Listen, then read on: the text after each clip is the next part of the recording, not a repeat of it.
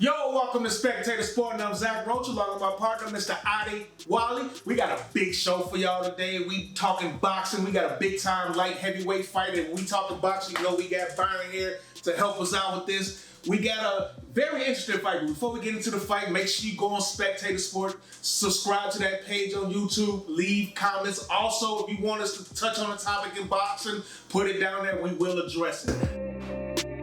Let's talk about it. We got a monster fight coming up. Artur Beterbiev versus Dmitry Bivol. I mean, Beterbiev, 39 years old, comes in with 20-0, all 20 by knockouts.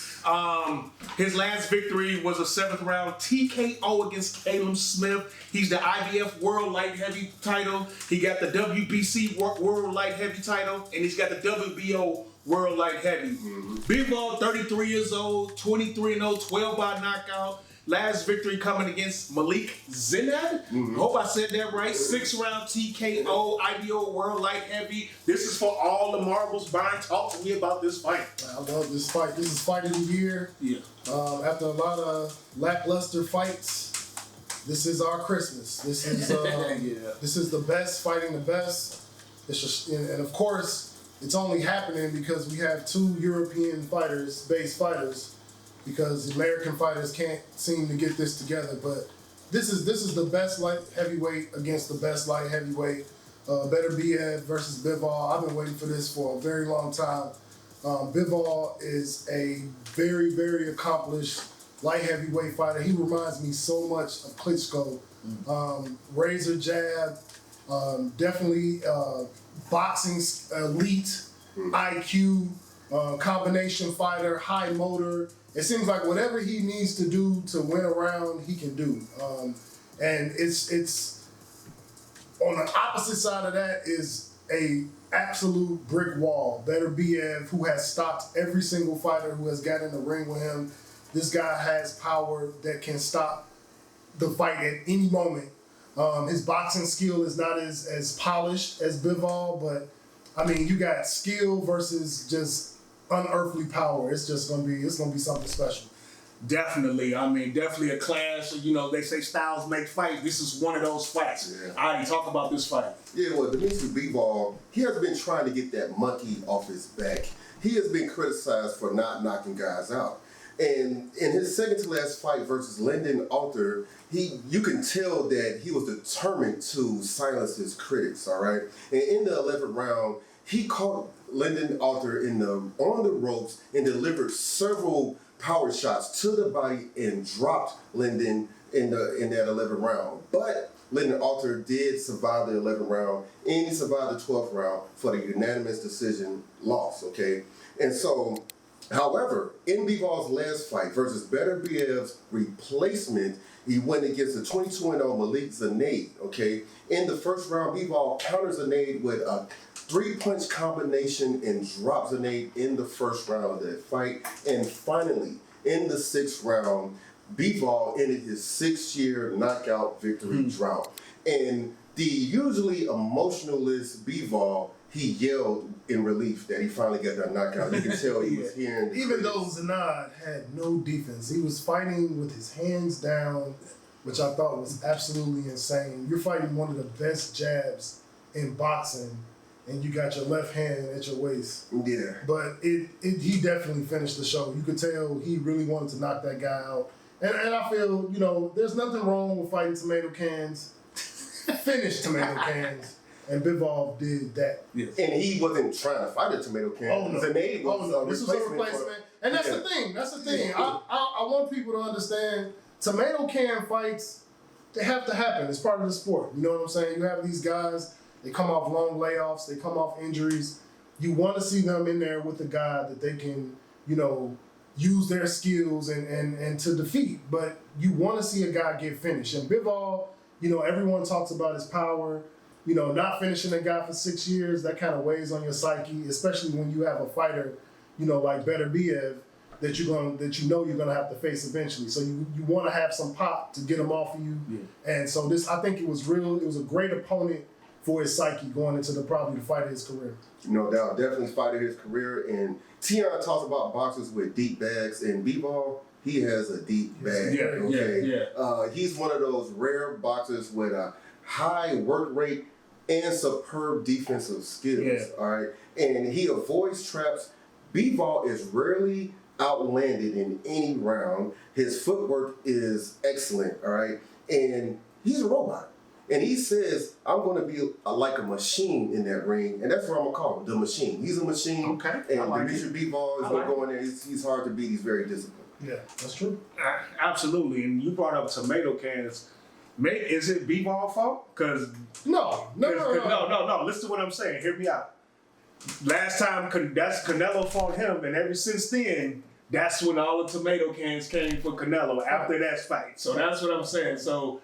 and then Bivol said something about that because Canelo called out Bivol after he beat Berlanga. Yeah. And then Bivol responded and said, look, Canelo had his opportunity to fight me for the rematch. He said I was available for the rematch to fight Canelo. Right. And then all of a sudden, 4 months after he fought Bivol, he fought the 40-year-old Triple G. Right. Yeah. All right. So Bivol said he was available and Canelo didn't reach out. Now he said, and when I say the tomato cans, first of all, Bivol fought this fight because Beterbiev had an injury. So this was him staying active. Yeah. And fighting. This is like Adi alluded to. This was a replacement fighter. Right. So they put a tomato can in a place of a fight that he was supposed to fight. Right. But he did what he was supposed to do, and that's my big thing. You can't fight consecutive tomato cans with unanimous decision after unanimous decision after unanimous decision. And I don't want to make this about I'm sorry. everybody's favorite fighter. That was my fault. But I wanted to address. I don't want people to think that I'm out here disrespecting the sport, disrespecting these fighters. Calling them tomato cans. But it's just when you have a certain level of talent that goes against an elite talent. Yeah. I mean, this is what these guys are selling to the American public. This is what they're selling as a boxing product right now, where you have a guy that has skills that are substantial, and then a guy who's not just on the cusp of their greatness. You'll have an undefeated fighter, but they're just not ready to push to that level. And I just feel like when you're a fighter, like just to throw one name out there, just randomly Canelo. If you're that level of fighter, I just feel like there's a certain level of talent that you shouldn't be scraping the barrel for opponents. And that's basically what I'm saying. So I don't think Bivol did that. Okay. He fought a replacement fighter, but it still was a tomato. Absolutely. I hear you. So let's talk about Beterbiev. 20 knockouts, like Byron alluded to. Yeah. Very strong punching power.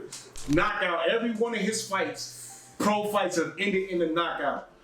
How does he prepare? What do you see him, Adi, preparing for this fight against Bivol? Well, speaking of Canelo, Bivol defeated Canelo Alvarez, but Beterbiev is bigger than Canelo. He's 3 inches taller than Canelo, and he's much more powerful than Canelo Alvarez. They called the Klitschko brothers Dr. Steelhammer and Dr. Iron Fist. I'm calling Beterbiev Dr. Titanium Fist. Wow. Yes, that's his nickname for now. Okay. That's a good nickname. Dr. Titanium. That's pretty dope. Yeah. I can't lie. Shout out to Mario. Yeah, that's dope. I can't front. He's the only champion with a 100% knockout rate. 20 fights, 20 knockouts. So Beterbiev, he stalks his opponents. He quickly closes the distance. And Bivol must avoid the phone booth and exchanges. Yeah. He did real good against Canelo because Canelo tried to trap him into those exchanges. He wasn't going. He didn't go. Nope. Very disciplined guy. His jab was just too. It was on point. He executed so well against Canelo. Yeah. It was execution for real. He's got to do it again. Stay out the phone booth. Stay away from the exchanges from Beterbiev.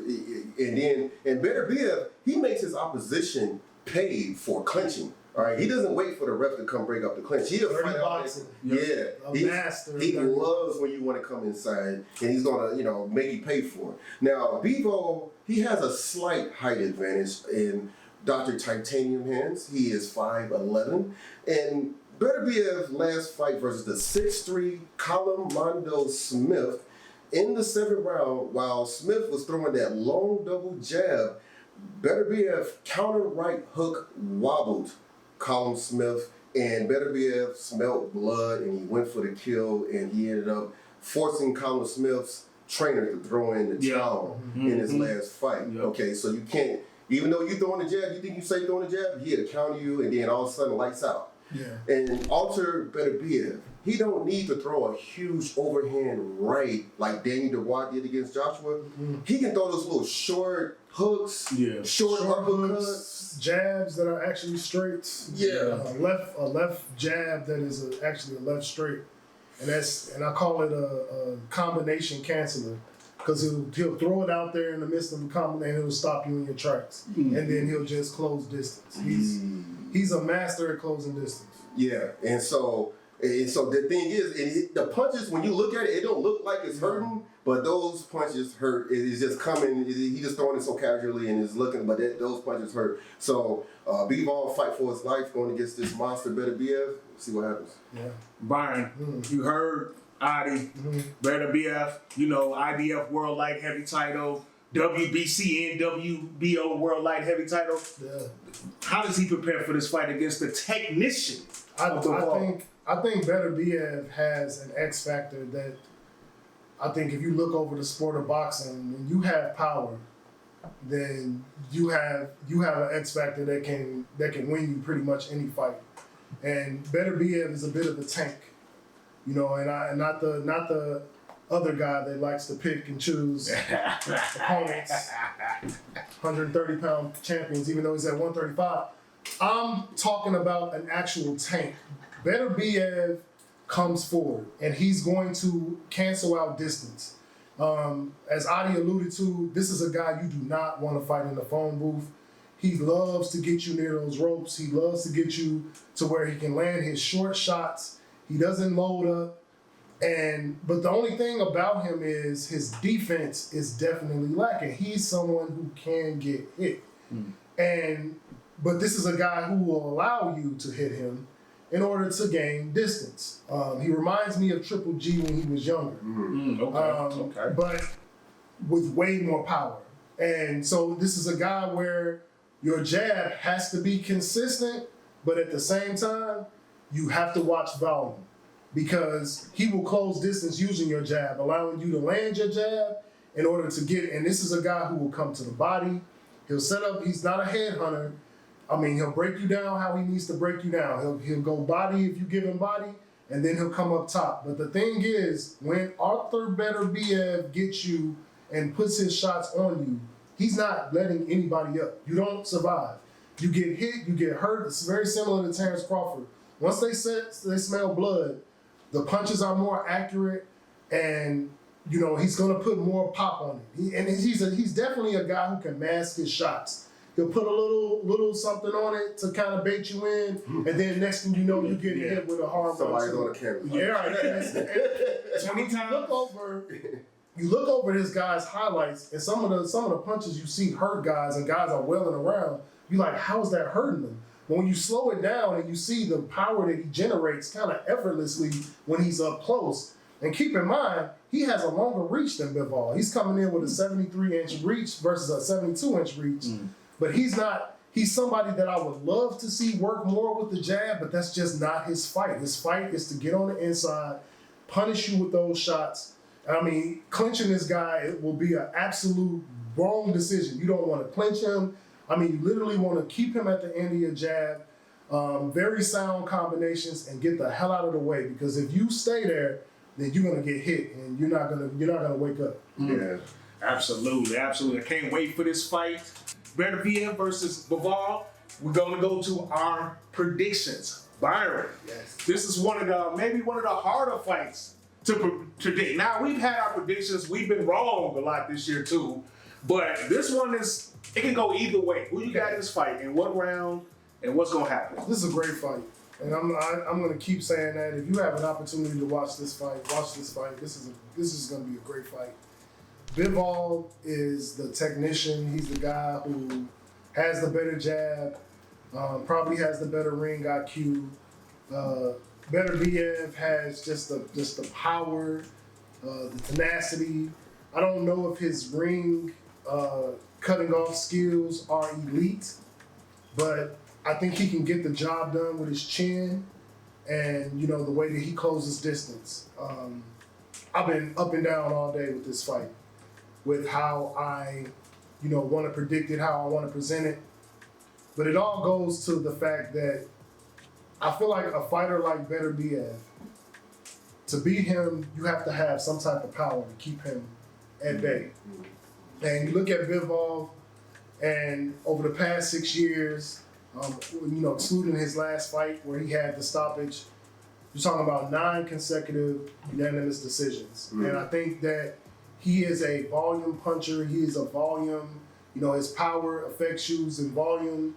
He's going to outpunch you per round. He's going to win rounds. Definitely. But the thing is, when you're facing someone with power, you have to have something that keeps them honest. Yep. Because if Beterbiev takes chances and he lands, this fight's going to end. And so my prediction is I just feel like, 7 rounds.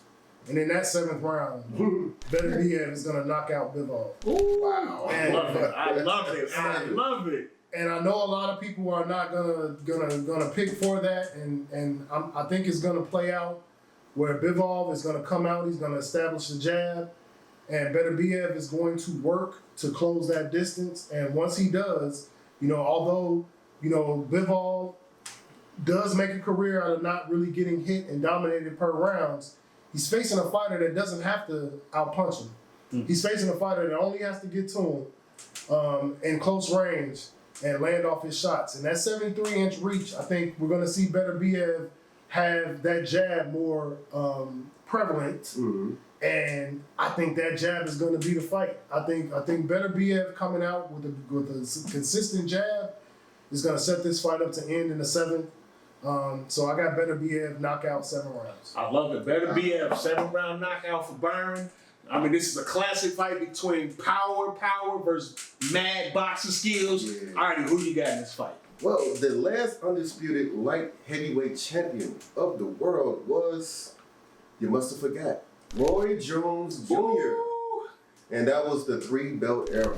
Okay. Maybe the greatest prime ever, but that's a different conversation. Yeah. I can't argue with you. Can't argue. Now, David Benavidez took a lot of heat for not knocking out the former WBC champion Alexander Daniel Volzdik, but Beterbiev is the only man to knock him out. And Carlos Mondo Smith was never knocked down before he fought Beterbiev, and Beterbiev knocked him out. All right. And so Dmitry Bivol said that one of his favorite boxers of all time is Sugar Ray Leonard.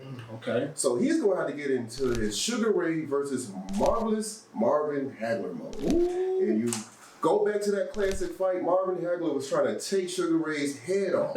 He was stalking him, chasing him around and everything. And what Sugar Ray do? He just kept circling around the ring. Great footwork, circling around. Boxing, yes. Just did some elite boxing. Boxing. One of the greatest That's fights. a great fight. Great fight. You haven't seen that fight, watch that. You have to watch that Classic. Hagler Sugar Ray fight. I wish it was a rematch, but Sugar Ray won the fight barely. And I believe Bivol's going to have to get in Sugar Ray mode, get A away lot of from people that. say Hagler won that fight, but I don't. Yeah, that's I did too. Yes. So Bivol, you said that. Look at some Sugar Ray film, okay? And these guys were supposed to fight in June, but Beterbiev ruptured his meniscus in his knee.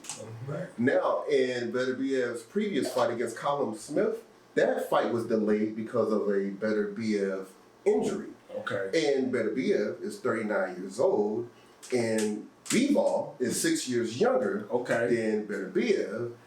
Father Time is coming for Beterbiev. And I'm going to agree with Roy Jones Jr., and I'm going to pick Dmitry Bivol to be the first undisputed light heavyweight champion of the world in the 4-belt era. I got Bivol winning by unanimous decision. I love it. Look, both of y'all make compelling arguments. Both of y'all, I can see the fight. Let me also say, Beterbiev doesn't go 12 rounds.